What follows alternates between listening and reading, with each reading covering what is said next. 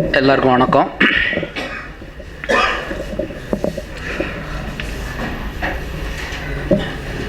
ஜெயரஞ்சன் மாதிரியான பெரிய ஆளுமைகள் நிறைந்திருக்கிற இந்த பேச்சாளர் வரிசையில்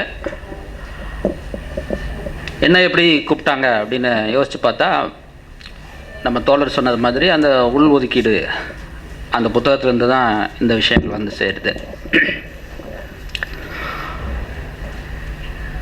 அருந்ததியர்களுக்கான உள்ஒதுக்கீடு தொடர்பான இந்த வேலைகள் செஞ்ச சூழலில் உள்ஒதுக்கீடு சில பார்வைகள்னு ஒரு புத்தகத்தை எழுதினேன் நான்.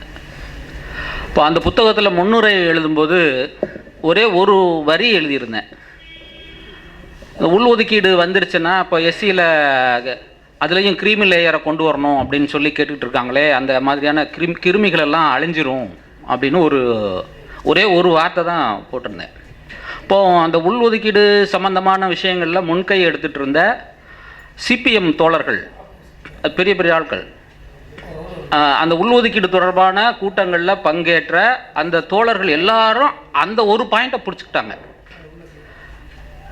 கிரீமி லேயருங்கிறது நாங்கள் எஸ்சிக்கு சொல்லலை, கிரீமி லேயருங்கிறது ரொம்ப அவசியம், அது ரொம்ப முக்கியம், ஏன்னா நல்ல வசதியானவங்க தான் பலன் அடைகிறாங்க அப்படிங்கிற ஒரு விஷயத்த எல்லா தோழர்களும் பல கூட்டங்களில் அதை முன் வச்சாங்க.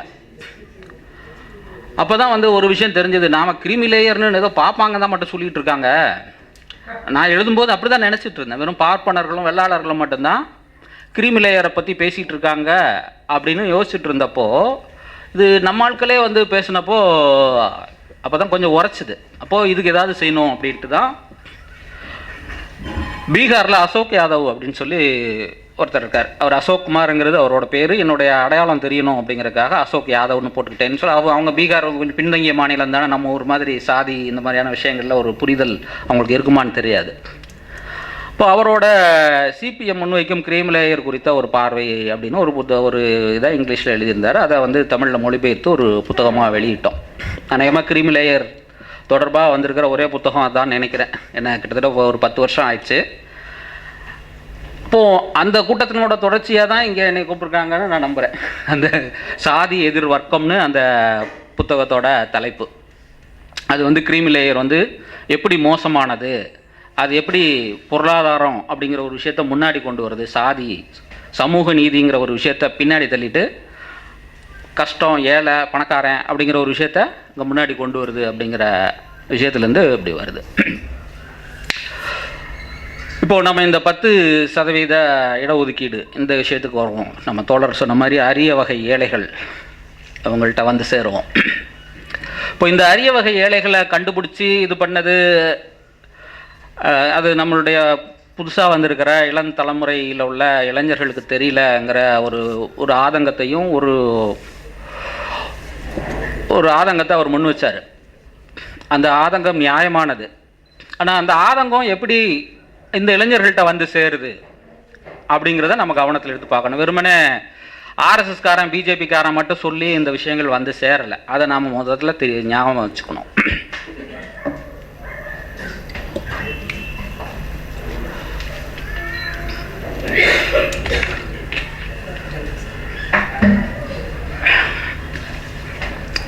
அதை முதல்ல நாம் ஞாபகத்தில் வச்சுக்கணும்.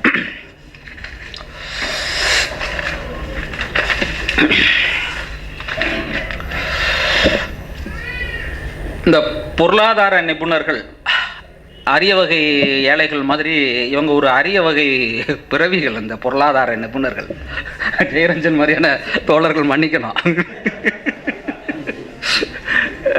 ஏன்னா நீங்கள் கவனித்து பாருங்களேன், ஒரு விவாதம் ஒரு டிபேட்டுன்னு வந்ததுன்னா எல்லாரும் ஒன்று சொல்லுவாங்க, நம்மளை பதைக்க வைக்கிற மாதிரி அப்படி பேசுவாங்க, எதிராக பேசுவாங்க. நமக்கு எதிரான விஷயங்களை அவ்வளவு கூலாக அவ்வளோ இதுவாக அவங்க பேசுவாங்க.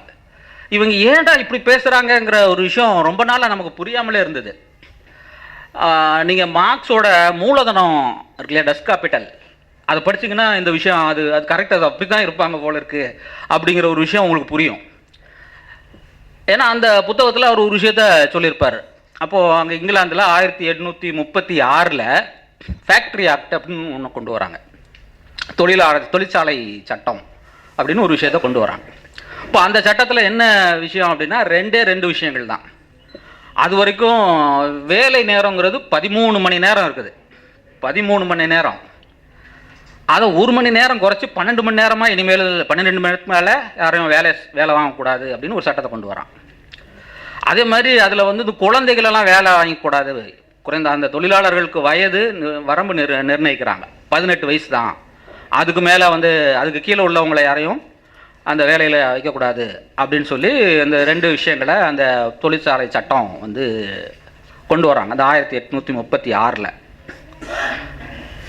உடனடியாக அங்கே உள்ள மில் அதிபர்களோடெல்லாம் சேர்ந்து கில்டெல்லாம் சேர்ந்து ஒரு பெரிய பேராசிரியர், நம்ம பொருளாதார அறிஞர் ஒருத்தர், அவர் பேர் வந்து சீனியர் அப்படின்னு ஒரு பேர். சீனியர், அவரோட முழு பேர் வந்து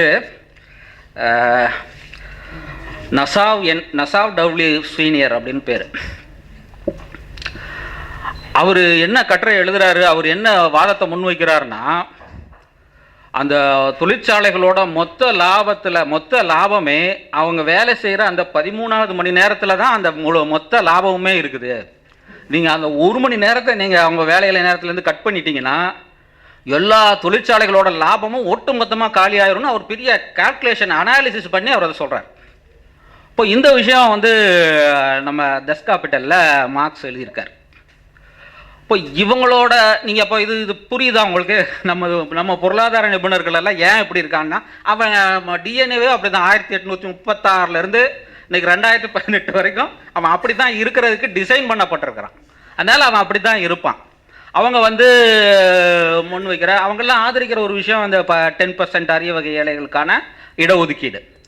அப்போது இந்த அரிய வகை ஏழைகளுக்கான இடஒதுக்கீடை இந்த பொருளாதார நிபுணர்கள் ஆதரிக்கிறது ஒரு பக்கம் இருக்கட்டும், நம்ம ஊரில் உள்ள கம்யூனிஸ்டுகள் ஏன் ஆதரிக்கிறாங்க? இது ரொம்ப முக்கியமான ஒரு கேள்வி இல்லை? ஏன்னா மார்க்ஸ் என்ன சொல்கிறாருன்னா, மார்க்ஸும் எங்கல்ஸும் அவங்க எழுதின அறிக்கையில் சொல்கிறாங்க, ஒவ்வொரு சகாப்தத்திலும் ஆளும் வர்க்கங்களின் கருத்துக்களே கோலோச்சும் கருத்துக்களாக விளங்கும். ஆளும் வர்க்கத்தை சார்ந்த தனிநபர்கள் பிற செயல்களில் ஈடுபடுவது போலவே சிந்தனையாளர்களாகவும் கருத்துக்களை உருவாக்குபவர்களாகவும் இருந்து ஆட்சி செய்கிறார்கள். தமது யுகத்தின் கருத்துக்களின் உற்பத்தியையும் விநியோகத்தையும் முறைப்படுத்துகிறார்கள். இவ்வாறாக அவர்களது கருத்துக்கள் கோலோச்சும் கருத்துக்களாக விளங்குகின்றன. ரைட்டுங்களா? இப்போது நம்ம பொருளாதார நிபுணர்கள் மாதிரியான ஆட்கள் வந்து ஆளும் வர்க்கத்தோட ஆட்கள் அவங்க முன்வைக்கிற கருத்தாக்கங்கள் தான் இங்கே இன்னைக்கு டிவி டிபேட்ஸ் எல்லாம் பார்த்தீங்கன்னா உங்களுக்கு தெரியும். ஏன்னா மார்க்ஸ் இதை சொல்லி 200 வருஷத்துக்கு கிட்ட ஆச்சு. இது நமக்கு அல்லது மற்றவங்களுக்கு தெரியலன்னா பரவாயில்ல, கம்யூனிஸ்ட் கட்சியில் இருக்கவங்களுக்கு ஏன் தெரிய மாட்டேங்குது? அவங்களுக்கு சாதகமான ஒரு விஷயத்த இன்னைக்கு என்ன விஷயங்கள் வந்திருக்கு? ஒன்று வந்து முதல்ல இந்த கிரீமி லேயருங்கிற விஷயம் வந்துச்சு இல்லையா? முதல்ல கிரீமி லேயருங்கிற ஒரு விஷயத்த பாப்பானுங்களும் சொன்னாங்க, நம்ம சிபிஎம் காரங்களும் சொன்னாங்க, அது நடைமுறைப்படுத்திட்டாங்க. அடுத்தால 10% இடஒதுக்கீட்டை, அரிய வகை ஏழைகளுக்கான இடஒதுக்கீட்டை நம்ம பார்ப்பனர்களும் சொன்னாங்க, நம்ம சிபிஎம் காரங்களும் சொல்லிட்டாங்க, இப்போ நடைமுறைப்படுத்திட்டாங்க. இப்படி ஏன் ஆளும் வர்க்கத்தோட கருத்தை ஏன் ஒரு கம்யூனிஸ்ட் வந்து முன்வைக்கணும் அப்படிங்கிற ஒரு கேள்வி தான் ரொம்ப முக்கியமான கேள்வி. இப்போ இதை வந்து அவங்க மறுபரிசீலனை பண்ணணுமா வேணாமா? ஏன் பண்ண மாட்டேன்றான்? இது ரொம்ப முக்கியமான கேள்வி தானே. ஒரு ஆளும் வர்க்கத்தோட கருத்தும் ஒரு உழைக்கிற வர்க்கத்தோட கருத்தும் எப்படி ரெண்டும் ஒன்றா இருக்க முடியும்? ஒரு விஷயத்தில் எப்படி இருக்க முடியும் அப்படிங்கிற ஒரு கேள்வி முதல்ல எழ வேண்டியது இருக்கு. நம்ம ஊரில் இந்தியாவில் ஆளும் வர்க்கமாக யார் இருக்காங்க? பார்ப்பனர்களும் பனியாக்களும் இருக்காங்க. நம்ம ஊரில் தமிழ்நாட்டில் பனியான்னு ஒன்றும் இல்லை. அந்த பனியாக்களை யாராக ரீப்ளேஸ் பண்ணலாம்னா வெள்ளாளர்களை வச்சு ரீப்ளேஸ் பண்ணலாம். நம்ம தமிழ்நாட்டில் உள்ள ஆளும் வர்க்கம் பார்ப்பனர்கள், வெள்ளாளர்கள். இப்போ இவங்களோட நீங்கள் டிவி டிபேட்ஸில் பார்த்தீங்கன்னாலே தெரியும். நீங்கள் அதெல்லாம் சமூக ஆர்வலர் இதெல்லாம் போட வேண்டியதில்லை. இந்த இவங்களுக்கெல்லாம் வந்து பார்ப்பன வெள்ளாளர் அவங்களுக்கு மட்டும் தனியாக போட்டிங்கன்னா போதும், வேற ஒன்றுமே போட வேண்டியதில்லை. நீங்கள் இந்த இதெல்லாம் போட வேண்டியதில்லை. அதை போட்டிங்கனாலே அவங்க என்ன பேசுவாங்கிறது நமக்கு தெரியும். இப்போ அதை வந்து அதே விஷயத்த இப்படி ஒரு உழைக்கிற வர்க்கத்தினுடைய கட்சி எப்படி அப்படி சொல்லுதுங்கிற ஒரு விஷயம் தான் ரொம்ப முக்கியமான ஒரு விஷயம். இப்போ இந்த விஷயத்த ஒரு 10% இடஒதுக்கீடு அப்படிங்கிற ஒரு விஷயத்த எப்படி மொத்தமாக இடஒதுக்கீடுங்கிற ஒரு விஷயத்த ரெண்டு பிரிவு, ஆளப்படுகிற வர்க்கம், ஆளுகிற வர்க்கம். நான் முதல்ல சொல்லிட்டேன், ஆளப்படுகிற வர்க்கங்கிறது எல்லாரும், உழைக்கிற மக்கள் எல்லாரும். ஆளுகிற வர்க்கங்கிறது பார்ப்பன வெள்ளாளர்கள், நம்ம ஊரில் இந்தியாவில் பார்ப்பன பனியாக்கள். இவங்க எப்படி பார்க்குறாங்க, நாம் எப்படி பார்க்குறோம் அப்படிங்கிறதுல தான் இந்த மொத்த டிபேட்டோட இதுவே இருக்குது. இப்போது இந்த ஆளப்படுகிற வர்க்கத்தினுடைய சரியான பிரதிநிதியாக யாரை எடுத்துக்க முடியும்னா அம்பேத்கர் எடுத்துக்க முடியும். அவர் தான் உண்மையிலே இந்த நீங்கள் இன்னைக்கு வரையும் இன்னும் 100 வருஷம் கழிச்சுனாலும் அம்பேத்கருக்கான தேவை இருக்குது. அம்பேத்கருக்கும் பெரியாருக்குமான தேவை இருக்குது. பெரியாரை விட்டுறாதீங்க. ஏன்னா இவங்க 2 பேர் தான். இன்னும் நம்மளெல்லாம் முதல்ல என்ன சொல்லிட்டு இருந்தாங்க, பெரியாரை கொச்சை பொருள் முதல்வாதின்னு சொல்லிட்டு இருந்தாங்க. நம்ம எம்எல் தோழர்கள் எல்லாம் கொச்சை பொருள் முதல்வாதி, சாராம்சத்தில் கருத்து முதல்வாதி அப்படின்ட்டு அழைச்சி விட்டுட்டு இருந்தாங்க. இவர் நம்ம அதே எம்எல் தோழர்கள் அம்பேத்கரை இவர் புத்த மதத்துக்கு 10 லட்சம் பேரை மாற்றி பிச்சை எடுக்க விட்டார் அப்படின்னு எழுதிட்டு இருந்தாங்க. இன்றைக்கி எல்லாரும் சேர்றாங்க மெல்ல அம்பேத்கர்ட்டையும் பெரியார்ட்டையும் 100 வருஷத்துக்கு பின்னாடி சேர்றாங்க. அது கொஞ்சம் முன்னாடியே வந்திருந்தால் எவ்வளோ நல்ல வேலைகள் செஞ்சுருக்கலாம் இல்லையா? அப்போது அந்த மாதிரி அப்படிப்பட்ட ஒரு இடத்துல இருக்கிற அம்பேத்கர் அவர் முன் வச்ச ஒரு இடஒதுக்கீடு சம்பந்தமாக அவர் என்ன மாதிரியான கருத்துக்களை வச்சிருந்தாருன்னு பார்க்குறது ரொம்ப முக்கியமானது. இப்போ அந்த அடிப்படையில் ஒரு ரெண்டு பாயிண்ட்டை நான் முன்வைக்கணும்னு நினைக்கிறேன். அவர் அம்பேத்கரோட இது தோழர், நான் எவ்வளோ நேரம் பேசலாம்? சரி.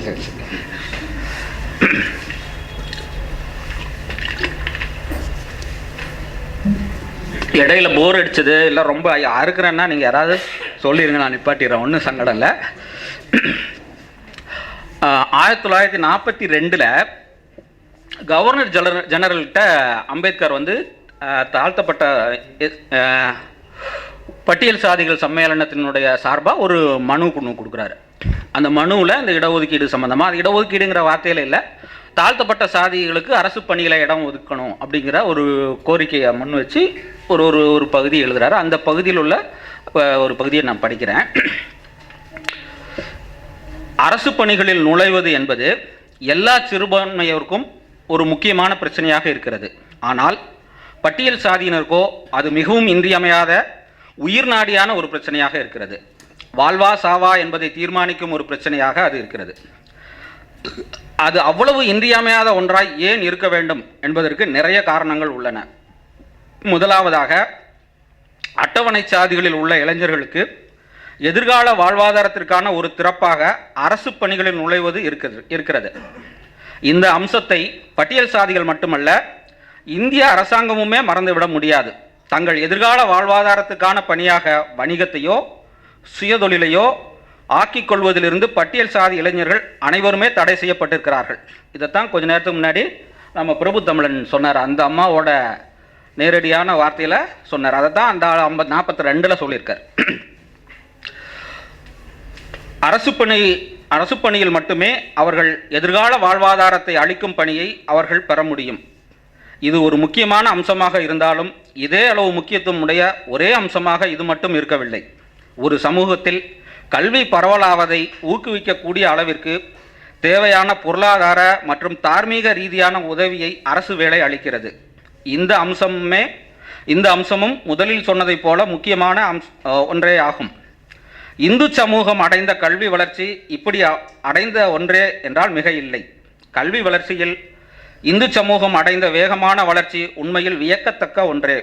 அரசு பணியில் நுழைவதற்கு ஒரு வாய்ப்பை ஏற்படுத்துவதன் மூலம் எதிர்கால வாழ்வாதாரமான பணிக்கான உத்தரவாதத்தை கல்வி அளிக்கிறது என்பதால் தான் இந்து சமூகத்தில் கல்வி இந்தளவுக்கு ஆழமாக வேர்விட்டிருக்கிறது என்பதை வெகு சிலரே உணர்கிறார்கள். கல்வியில் மிகவும் பிற்படுத்தப்பட்டிருக்கும் அட்டவணை சாதிகளை பொறுத்தமட்டில் சிறப்பான வாழ்வாதாரத்துக்கான இத்தகைய உத்தரவாதம் மிகவும் தேவையான ஒன்று. கொஞ்சம் மொழிபெயர்ப்பு ஒரு மாதிரி இருக்கும், ஏன்னா இது நான் மொழிபெயர்த்தது. அதனால் அதான் அரசு வேலையில் இருந்தால் தான் நீங்கள் படிக்கிறதுக்கு தேவையான, இப்போ ஏன்னா வேலை படித்தா தான் வேலை கிடைக்குங்கிற அடிப்படையில் படிக்கிறாங்க. இப்போ அதுக்காக நான் ஒரு படித்தா வேலை கிடைக்கும் அப்படிங்கிற, அரசு வேலை கிடைக்கும் அப்படிங்கிற விஷயத்தினால இவங்க இதுக்கு போகிறாங்க அப்படிங்கிற ஒரு விஷயத்த சொல்கிறாரு. இதுவரை விவரிக்கப்பட்ட இந்த இரு காரணங்களை விடவும் மிக மிக கூடுதலான முக்கியத்துவம் உடைய மூன்றாவதான காரணமும் உண்டு. அட்டவணை சாதிகளிடையே கல்வி பெற்ற வர்க்கத்தின் நலன்களை விடவும் மாறுபட்டதான அட்டவணை சாதியைச் சேர்ந்த பொதுமக்களின் நலன்களோடு தொடர்புடையது அந்த காரணம். பொதுமக்களின் நல்வாழ்வு குறித்த பார்வையிலிருந்து பொது நிர்வாகம் எந்த அளவிற்கு முக்கியமானது என்பதை உணர்ந்தால் இது தெளிவாக விளங்கிவிடும். இவங்க நமக்கு என்ன சொல்லிட்டு இருக்காங்க, இடஒதுக்கீடு அதில் வேலைக்கு போகிறவர் ஒருத்தர், அவருக்கு சம்பளம் கிடைக்குது, அதனால் அவர் முன்னேறிடுறாரு அப்படிங்கிறாங்க. இவர் அம்பேத்கர் என்ன சொல்கிறாரு, அவர் முன்னேறாருங்கிறது ரெண்டாவது, அவர் அங்கே போய் என்ன பண்ணுறாருங்கிறது தான் முக்கியமானது இல்லையா. உதாரணத்துக்கு எடுத்துக்கிட்டிங்கன்னா, என்னை தெரிஞ்சவங்களுக்கு தெரியும், நாங்கள் தமிழ்நாடு சாக்கிய அருந்ததியர் சங்கம்ங்கிற அமைப்பு அதிலிருந்து செயல்பட்டுருக்கேன். எங்கள் அமைப்பில் இருந்து சில அமைப்பு வேலைகள் செய்கிறதுல ஒரு அருந்ததியர்களுக்கான ஒரு நெருக்கடியான நேரத்தில் ஒரு சுவரொட்டி ஒன்று ஒட்டினோம். எங்கள் தோழர்கள் ஒட்டினாங்க. பிடிச்சி 9-10 பேரை ஒரே நேரத்தில் பிடிச்சிக்கொண்டா உள்ளே உட்கார வச்சுட்டாங்க. என்னென்னா அங்கே உள்ள லோக்கலில் உள்ள மினிஸ்டரு, அவருக்கு வேண்டியவ அவர் சாதியை சேர்ந்த அவர் கிளாஸ்மேட்டான ஒரு டிஎஸ்பி 2 பேரும் சேர்ந்து பிடிச்சி உள்ளே வச்சுட்டாங்க. போஸ்டர் ஒட்டினதுக்கு என்ன வழக்கு உண்டோ அந்த வழக்கில் போட்டிருந்தா ஓகே. அவங்க என்ன வழக்கு போட்டிருந்தாங்கன்னா, அரசு ஊழியராக பணி செய்ய விடாமல் தாக்குனது அப்படின்னு சொல்லி ஒரு விஷயத்தை போட்டு விட்டார். இது ஜட்ஜிக்கிட்ட போது ஜட்ஜி பார்த்துட்டு இதில் எங்கப்பா தாக்குனதான விஷயம் எதுவுமே இல்லையே, நீ எப்படி இந்த செக்ஷன் எப்படி போட்ட, முதல்ல அதை ஸ்ட்ரைக் டவுன் பண்ணு அப்படின்னு சொல்லி இப்போ அந்த செக்ஷனை நீக்கின உடனே அது பெயிலபிள் ஆயிடுச்சு. பெயிலபிள் ஆனவுடனே அப்புறம் அது பெயில் வாங்கிட்டோம், அவங்க வெளியில் எடுத்தோம். ஆனால் வெளியில் எடுக்க முடியாமல் சில வேறு சிக்கல்கள் இருந்ததுன்னு வைங்க. அப்புறம் பின்னாடி எங்களுக்கு தெரிஞ்சது அந்த ஜட்ஜி ஒரு அட்டவணை சாதியை சார்ந்த ஒருத்தர். நீங்கள் என்ன சொல்கிறீங்க, அந்த ஜட்ஜிக்கு இது கிடச்சிரும்னு நீங்கள் சொல்லிட்டு இருக்கீங்க. நாங்கள் என்ன சொல்கிறோம், இப்படி ஒரு வழக்கில் ஒரு 10 பேரை அவர் காப்பாற்றுறாரு. இப்படி எத்தனை வழக்கில் எத்தனை பேரை ஒரு ஒரு ஒரு பட்டியல் சாதியோ அல்லது பிற்படுத்தப்பட்ட சாதியை சேர்ந்தவரோ அவங்களுக்கான ஒரு விஷயத்தை அவங்க செய்வாங்க. இந்த நோக்கில் இருந்து தான் அம்பேத்கர் அந்த விஷயத்தை சொல்கிறாரு அப்படிங்கிற விஷயத்த. முதலாவதாக, இந்த காலத்தில் சட்டம் இயற்றுவதற்கான அதிகாரத்தை உள்ளடக்கியதாகவே நிர்வாக அதிகாரம் உள்ளது. நவீன காலத்தின் எந்த சட்டமும் முழுமையானதாகவும் திட்டவட்டமானதாகவும் இருக்கவில்லை. சட்டத்தின் நோக்கங்களை நடைமுறைப்படுத்துவதற்கென்று விதிகளை வகுக்கக்கூடிய சட்டம் இயற்றும் அதிகாரத்தை பெரும்பாலான சட்டங்கள் நிர்வாகத்துக்கு அனுமதி அளிக்கின்றன. இரண்டாவதாக, ஒரு சட்டம் பயனளிக்கக்கூடியதா இல்லையா என்பது அச்சட்டம் எந்த அளவுக்கு திருப்திகரமாகவும் நியாயமாகவும் நடைமுறைப்படுத்தப்படுகிறது என்பதை பொறுத்ததே ஆகும். ஆகவே நல்ல சட்டங்களை விடவும் நல்ல நிர்வாகம் என்பது மிகவும் இன்றியமையாத ஒன்றாக உள்ளது. நிர்வாகம் மோசமானதாக இருந்தால் நல்ல சட்டங்களும் பயனற்றவை ஆகிவிடும்.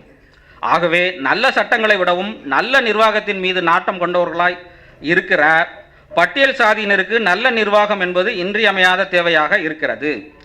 தற்போது இருக்கும் நிர்வாகம் நல்ல நிர்வாகமா? இந்த நிர்வாகத்தை குறித்து பட்டியல் சாதியினர் என்ன நினைக்கிறார்கள்? தற்போது இருக்கும் நிர்வாகம் இந்தியா முழுமைக்கும் பட்டியல் சாதியினர் மீது வெறுப்பை உமிழக்கூடியதாக, நியாயமற்று நடந்து கொள்வதாக, ஓர வஞ்சனை கொண்டதாகவே நடந்து கொள்கிறது என்பதே உலகம் முழுமைக்கும் உள்ள பார்வையாக இருக்கிறது. பட்டியல் சாதி பொதுமக்கள் அனுபவிக்கிற பாதிப்புகள், சித்திரவதைகளில் பெரும்பாலானவை அரசு ஊழியர்களுக்கு அளிக்கப்பட்டிருக்கிற தேவைக்கேற்ப சுதந்திரமாக செயல்படும் அதிகாரத்தை, டிஸ்கிரிஷனரி பவர்ஸ், பட்டியல் சாதி மக்களின் நலன்களுக்கு விரோதமாகவும் அவர்களை கீழ்நிலையிலேயே அடக்கி வைக்கும் நோக்கத்துடனும் ஏறக்குறைய எல்லா தருணங்களும் அரசு ஊழியர்கள் செயல்படுத்தியதால் நேரிட்டவையே ஆகும். பட்டியல் சாதி மக்களை குறித்து இந்து முஸ்லீமையும் சேர்த்தே தான் சொல்கிறார். இந்து மற்றும் முஸ்லீம் அலுவலர்களின் எண்ணமே இப்படிப்பட்டதாக இருப்பதாலேயே நிலைமைகள் இவ்வாறு இருக்கின்றன. பட்டியல் சாதியினரை வெறுப்பவர்களும் அவர்களை அடக்கி ஒடுக்கியே வைத்திருக்க வேண்டும் என்று நம்புகிறவர்களுமான வகுப்புகளில் இருந்து நிர்வாகத்திற்கான ஊழியர்களை எடுப்பது தொடரும் வரையிலும் மேற்கூறிய பாதிப்புகளும் சித்திரவதைகளும் தொடரவே செய்யும்.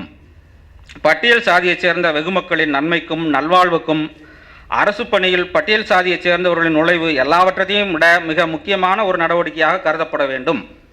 அரசு பணியில் பட்டியல் சாதியைச் சேர்ந்தவர்கள் ஏன் சேர்க்கப்பட வேண்டும் என்பதற்கு இதைவிட வலுவான வாதம் எதுவும் இருக்க முடியாது. இதுதான் அம்பேத்கர் முன்வச்ச விஷயம். இது 42 முன்வச்ச ஒரு விஷயம். அதே மாதிரி 44 ஒரு தீர்மானம் போடுறாங்க. அதே ஷெட்யூல் காஸ்ட் ஃபெடரேஷனோட சம்மேளனம் முன்வைக்கிற ஒரு மாநாட்டில் ஒரு தீர்மானம் வைக்கிறாங்க. அதில் அரசு பணிகள் அப்படிங்கிற தீர்மானம் எண் 9. அந்த தீர்மானத்தில் என்ன சொல்கிறாங்கன்னா, சட்டத்திட்டங்களை கொண்ட ஒரு அரசு தான் வேண்டுமே தவிர நபர்களை கொண்ட ஒரு அரசு அல்ல. ஒரு அரசுக்காக திட்டமிடுவது எல்லாம் விரும்பத்தக்கதாக இருக்கும் தான். ஆனால் அரசாங்கம் எப்படி அமைக்கப்பட்டிருந்தாலும் அது நபர்களை கொண்ட அரசாக மட்டுமே மிஞ்சி இருக்கும் என்பதை மறந்துவிடக்கூடாது.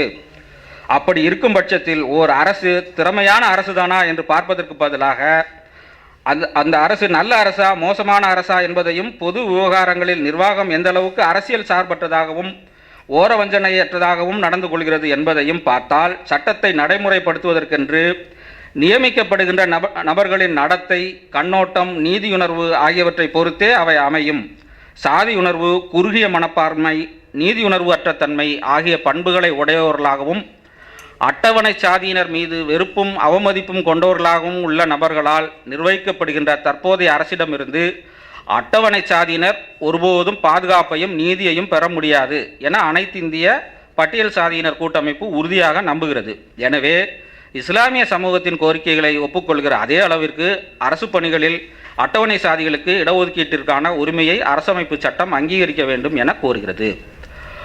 இது தீர்மானமாக போட்ட விஷயம். இப்போ இந்த ரெண்டு இதுலேயும் என்ன விஷயம் இருக்குது அப்படின்னா, எதுக்கு இது எல்லாம் ரெண்டு விஷயத்தையும் ஏன் இவ்வளோ முழுமையாக வாசி காமிக்க வேண்டியது இருந்தது அப்படின்னா, இதில் ஒரு 3 விஷயங்களை பட்டியல் போடுறார் அம்பேத்கர். ஏன் இடஒதுக்கீடு வேணும் அப்படின்னா, அடித்தட்டு மக்களுக்கு சமூக தடை இருக்குது. அவங்க வேறு எந்த விதத்துலேயும் ஒரு ஊதியத்தை ஈட்ட முடியாது, ஒரு கௌரவமான ஊதியத்தை ஈட்ட முடியாது, கடை வைக்க முடியாது, ஒரு தொழில் வைக்க முடியாது. ஒரு பலசர கடை வைக்கணும்னா கூட நம்ம ஒரு நாடார்கள் கொடுக்க மாட்டாங்க இல்லையா? ஒரு வேறு எந்த ஒரு ஒரு ஹோட்டல் வச்சா கூட யாரும் போய் சாப்பிட மாட்டீங்க. அப்போது எந்த தொழில் வாய்ப்புகளும் இல்லாத அளவுக்கு அவங்களுக்கு ஒரு பெரிய சமூக தடை அப்படிங்கிறது இருக்குது. அதனால் அவங்களுக்கு ஒரு நியாயமான ஒரு ஊதியம் ஈட்டக்கூடிய ஒரு விஷயமா வெறும் ஒரு வேலைவாய்ப்புக்கான காரணம் சமூக தடை. அதனால் உங்களுக்கு அந்த ஊதியத்துக்கான ஒரு வாய்ப்பாக அது இருக்கும் அப்படிங்கிறது. ரெண்டாவது அவர் சொன்ன மாதிரி கல்வி பரவலாக்குறத இதுதான் சாத்தியமாக்குது. ஒரு அரசு வேலை அப்படிங்கிற ஒரு விஷயம் இருக்கிறதுனால தான் படிக்கிறான், இல்லைன்னா படிக்க மாட்டான், திரும்ப செருப்பு தான் தைப்பான், திரும்ப அதுக்கு தான் போவான், அந்த சொன்னது மாதிரி அதுக்கு தான் போவான். அதனால தான் இடஒதுக்கீடு வேணும் அப்படின்னு கேட்குறாரு. வெகு மக்கள் சார்பிலானது அப்படின்ற ஒரு விஷயம் நம்ம முதல்ல பேசினது மாதிரி, இடஒதுக்கீடுங்கிறது தனிநபருக்கான ஒரு விஷயமா அவங்க பார்க்கல. அதை எப்படி பார்க்குறாங்க, அந்த சமூகத்துக்கான பாதுகாப்பு ஏற்பாடுகளில் ஒன்றா இடஒதுக்கீட்டை பார்க்கணும். அதனால தான் முதல்ல அந்த ஜட்ஜோட விஷயத்தை சொன்னேன்.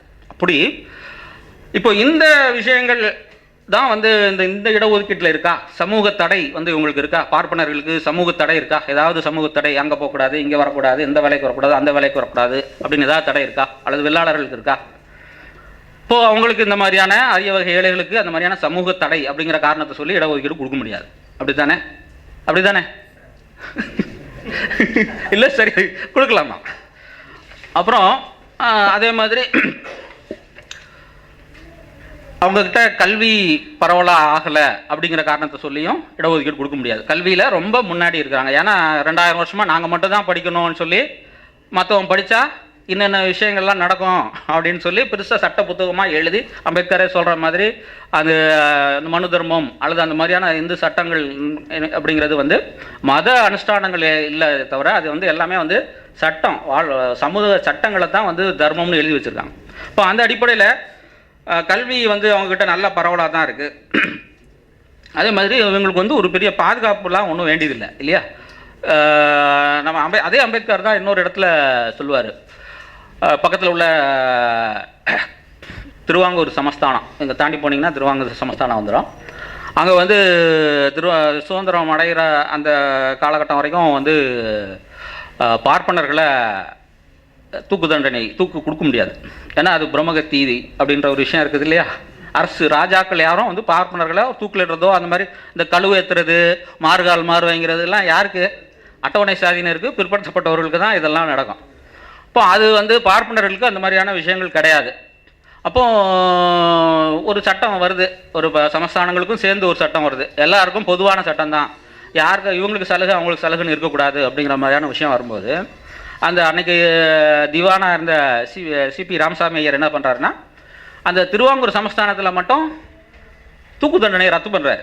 யாருக்குமே தூக்கு தண்டனை கிடையாது, எல்லாருக்கும் தூக்கு தண்டனை. இவங்களுக்கு மட்டும் இருக்கக்கூடாதுன்னு சொன்னாதானப்பா நீ தடுப்ப, யாருக்குமே தூக்கு தண்டனை கிடையாது அப்படின்னு. நம்ம அந்த மாதிரியான ஒரு திவான் நம்ம இந்தியா முழுக்கவுமே இருந்திருந்தாருன்னா நம்மெல்லாம் வந்து இப்போ 7 தமிழர் தூக்கு அது இதுக்கெல்லாம் வந்து அவ்வளோ சிரமப்பட வேண்டியதில்லை. அப்படி ஒரு பாதுகாப்பு தேடக்கூடிய ஒரு இடத்துல வந்து அவங்க இல்லை.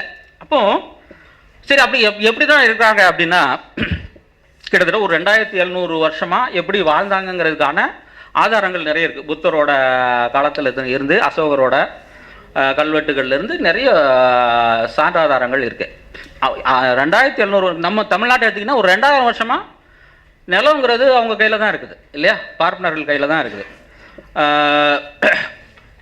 1800 இந்த பகுதியில் பயணம் வந்த புக்கானன் எழுதுறாரு.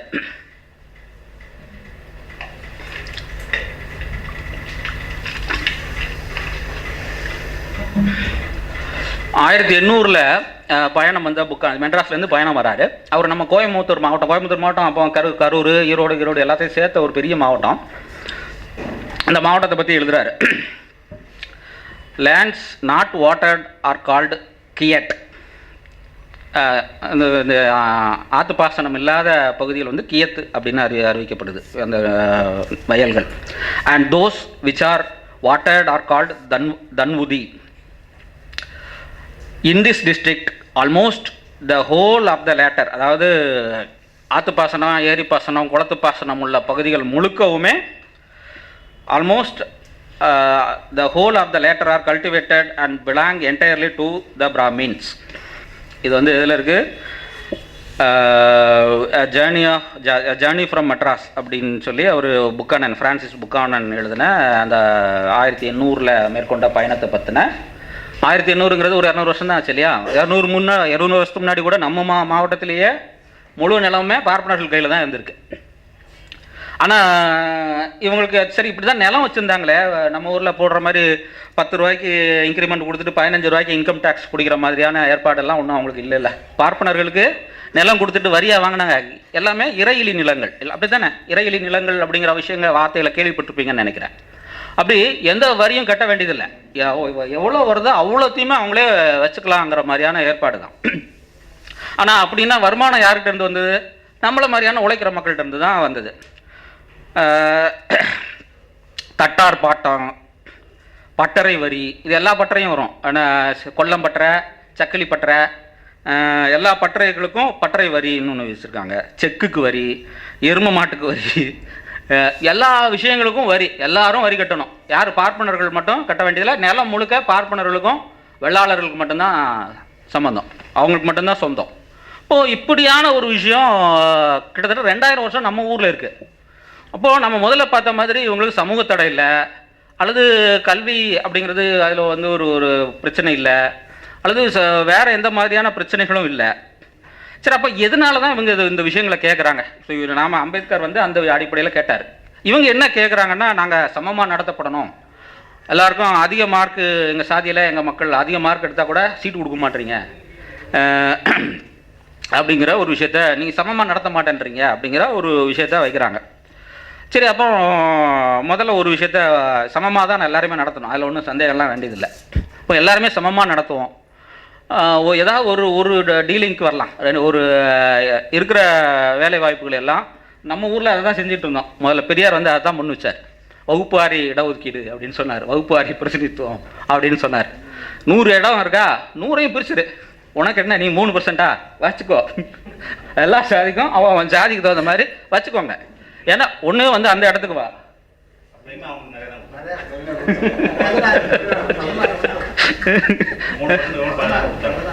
அப்போ அதுக்கு ஒன்று ஒத்து வரணும். இல்லாட்டா என்ன பண்ணலாம், இருக்கிற வளங்களை பூரா வந்து பொது உடைமையாக்கி எல்லாத்தையும் பிரித்து கொடு, எல்லாருக்கும் பிரித்து கொடு. சமமாக தானே எல்லாரையும் நடத்தணும், சமமாக தானங்க நடத்தணும். எல்லா சொத்துக்களையும் அரசு உடைமையாக்கி எல்லாருக்கும் பிரித்து கொடுத்துட்டு எல்லாரும் அவங்கவுங்க சக்திக்கு ஏற்ற மாதிரி வேலை செய்வோம். எவ்வளோ தேவையோ அவ்வளோ வாங்கிக்குவோம். இதுதானே கம்யூனிசம். இதுக்கு வாங்க, நீங்கள் சமத்துவத்துக்கு ஆன கோரிக்கை முன்வைக்கிற கம்யூனிஸ்டில் இதை தானே முன்வைக்கணும், இதை தானே முன்வைக்கணும். ஏன் அந்த இதை விட்டு போட்டு ஏன் கிரிமி லேயர்னு வரான், ஏன் 10% இடம் ஒதுக்கீடுன்னு கேட்குறான். இப்போது இந்த விஷயங்களை தான், இந்த அடிப்படையில் தான் இந்த 10 ரொம்ப நேரம் பேசிட்டேன்னு நினைக்கிறேன். சரி, முடிச்சுக்கிறேன். அப்போது நம்ம ஒரு ஒரு சின்ன விஷயம் இதனுடைய மொத்தமாக என்ன அப்படின்னு கேட்டிங்கன்னா, இடஒதுக்கீடு அப்படிங்கிறது சமூக பாதுகாப்பு ஏற்பாடு. அப்போ அந்த அடிப்படையிலிருந்து தான் பட்டியல் சாதிகள் வந்து இடஒதுக்கீடை கேட்குறாங்க. ஆனால் ஒரு விஷயத்த நம்ம அந்த இடஒதுக்கீடு சம்மந்தமாக நம்ம இந்த பார்வை வைக்கிற நாம் கவனத்தில் எடுத்துக்கணும் அப்படிங்கிறத இந்த கூட்டத்தின் வாயிலாக நான் கேட்க விரும்புகிறேன். ஆனால் இந்த இடஒதுக்கீடு வந்து ஒரு செக்ஸ் அண்ட் பேலன்ஸ் இல்லாமல் இருக்கக்கூடாதுங்கிறது நானும் உணர்றேன். ஏன்னு கேட்டிங்கன்னா, நம்ம இடஒதுக்கீடுங்கிறத சமூக பாதுகாப்பு ஏற்பாடாக தான் கருதுகிறோம். ஆனால் அதை வந்து உண்மையிலே சமூக பாதுகாப்பு ஏற்பாடாக மட்டும்தான் இருக்குதா அப்படின்னு கேட்டேன். ஏன்னா ஏற்கனவே தமிழ்நாடு மாதிரியான மாநிலங்களில் இடஒதுக்கீடு எல்லா சாதிகளும் கிட்டத்தட்ட எல்லாருக்கும் போயிடுச்சு. பார்ப்பனர்கள் வெள்ளாளர் தவிர மற்றவங்க எல்லாருக்கும் போயிடுச்சு. ஆனால் இந்த போன சாதிகள் அதை எப்படி இந்த இடஒதுக்கீடு அப்படிங்கிற விஷயத்தை எப்படி பார்க்குறாங்கங்கிறது தான் நம்ம இங்கே முக்கியமான ஒரு விஷயம். நம்ம கோயம்புத்தூரில் இருக்கோம், பக்கத்தில் தான் அவினாசி பக்கத்தில் தான் பாப்பம்மாள் விஷயம் கேள்விப்பட்டிருப்பீங்க இல்லையா? ஒரு பட்டியல் சாதியில் இருந்து ஏதோ ஒரு வேலைக்கு போய் ஒரு சமையல்காரருக்கு பெரிய ஒரு ஊதியம்லாம் ஒன்றும் இல்லை. இப்போ அந்த ஊதியத்தில் வேலை செய்கிற பாப்பம்மாள் வந்து வேலை செஞ்சால் எங்களுக்கு ஆகாதுன்னு சொல்லி ஒட்டுமொத்த கவுண்டர்களும் ஒட்டுமொத்த சாதி இந்துக்களும் எதிராக நிற்கிறப்போ இப்போ அதுக்கு என்ன பேலன்ஸ்? நீங்கள் வந்து இது வந்து இடஒதுக்கீடுங்கிறது சமூக பாதுகாப்பு அப்படிங்கிற அடிப்படையில் நீ இடஒதுக்கீடை வாங்கியிருக்க. இடஒதுக்கீடு வாங்கினா அவ்வளோ போயிலும் சேர்ந்துக்கிட்டு ஒரு பட்டியல் சாதி பொண்ணு இங்கே வேலை செய்யக்கூடாதுன்னு சொன்னேன்னா அப்போ இந்த சமூக பாதுகாப்பு அப்படிங்கிற ஒரு விஷயம் பயங்கரமாக கேள்விக்குறியாகுது. நாம் வந்து சும்மா அவங்கள்ட்ட போய் நியாயம் அநியாயம்லாம் பேசவே முடியாதுங்க, பேசவே முடியாது. அப்போ இதுக்கு என்ன பண்ணலாம்? இப்போ இதுதான் வந்து இப்போ எம்எல் தோழர்கள்லாம் கொஞ்சம் எம்எல் தோழர்கள்ட்ட ரொம்ப எதிராக பேசிட்டேன். அதுலேருந்து ஒரு விஷயம் ரொம்ப சாதகமான ஒரு விஷயம் என்னென்னா, இந்த மாதிரி வன்கொடுமைகள் இந்த மாதிரியான விஷயங்கள் நடக்கிறப்போ பகுதி அளவில் இடஒதுக்கீடை கட் பண்ணு. எந்தெந்த பகுதியில் வன்கொடுமைகள் எவ்வளோ தூரம் பண்ணுறானோ கட் பண்ணி அதை வந்து ஒரு பேலன்ஸ் பண்ணுங்கள். ஏன்னா குறிப்பிட்ட காலத்துக்காக நீங்கள் அதை செய்யுங்க. செஞ்சால் ஒழிய நீங்கள் இது இடஒதுக்கீடு அப்படிங்கிறது ஒரு சமூக பாதுகாப்பு ஏற்பாடாக இருக்கணும்னா இது இப்படி தான் இருக்க முடியும் அப்படிங்கிற ஒரு விஷயத்த உங்கள் முன்னாடி வச்சுட்டு என்னோட உரையை நான் இதோடு முடிச்சுக்கிறேன். ரொம்ப நன்றி.